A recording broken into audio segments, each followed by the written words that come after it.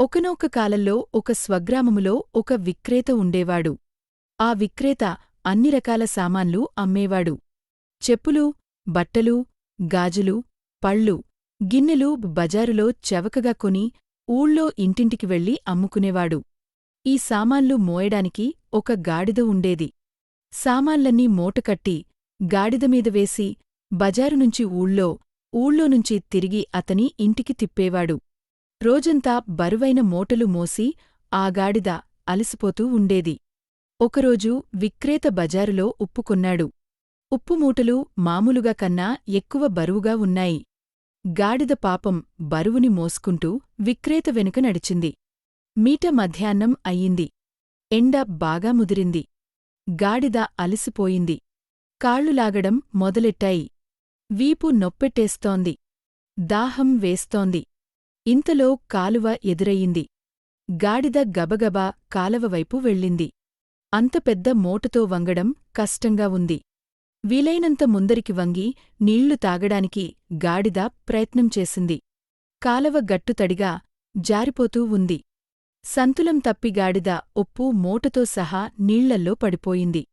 ములిగిపోతుందేమో అన్న భయంతో కాళ్ళు, చేతులు కొట్టుకోవడం మొదలెట్టింది.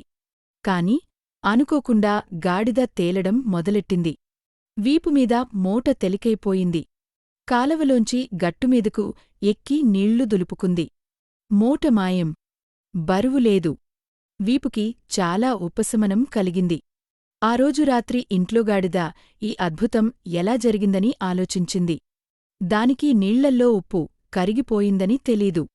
ఆ కాలువలో ఏదో మాయ జరిగింది అనుకుంది. ఇకపైన ఎప్పుడైనా మూట బరువుగా అనిపిస్తే మళ్ళీ నీళ్లల్లో దుంకవచ్చు అని నిశ్చయించుకుంది. మొన్నాడు విక్రేత బట్టలు కొన్నాడు. ఆ బట్టలను గాడిదమీద వేసి ఊళ్ళోకి బయలుద్యారేడు. నిన్న ఏమీ సంపాదించుకోలేదు. ఈ రోజైనా మంచి లాభం సంపాదించాలి అనుకుంటూ విక్రేత మామూలుగా కొనే సరుకుకన్నా ఎక్కువ కొన్నాడు. మళ్ళీ గాడిదమీద బరువు ఎక్కువ వేశాడు. గాడిదకి మళ్ళీ కాళ్ళు, వీపు నొప్పి పెట్టడం మొదలెట్టింది. మళ్ళీ కాలవ దగ్గర పడింది. కాలవవైపు గబగబా వెళ్ళి మళ్ళీ నీళ్లు తాగుతున్నట్టు నటించి నీళ్లల్లోకి దుంకేసింది. మూట మొత్తం తడిసేలా కాళ్ళు చేతులు కొట్టుకుంది. కాని బరువు తగ్గే బదులు ఇంకా ఎక్కువ అయిపోయింది. ఇది ఉప్పు కాదుకదా కరిగిపోవడానికి. బట్టలు తడిసిన కొద్దీ బరువు ఎక్కుతాయి. ఇప్పుడు మొదటికే మోసం వచ్చింది. బరువు ఎక్కువయ్యే సరికి గాడిద నీళ్లల్లో ములిగిపోవడం మొదలెట్టింది. చాలా భయపడిపోయింది. విక్రేత నీళ్లల్లోకి దుంకి జాగ్రత్తగా గాడిదని బయటికి లాగాడు. ఆ రాత్రిగాడిద చాలా బాధపడింది.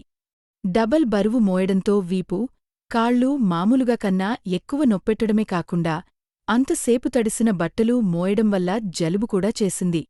ఇంకెప్పుడు పని తగ్గించుకోవడానికి తప్పుడు దారులు వెతుక్కోకూడదని నిశ్చయించుకుంది.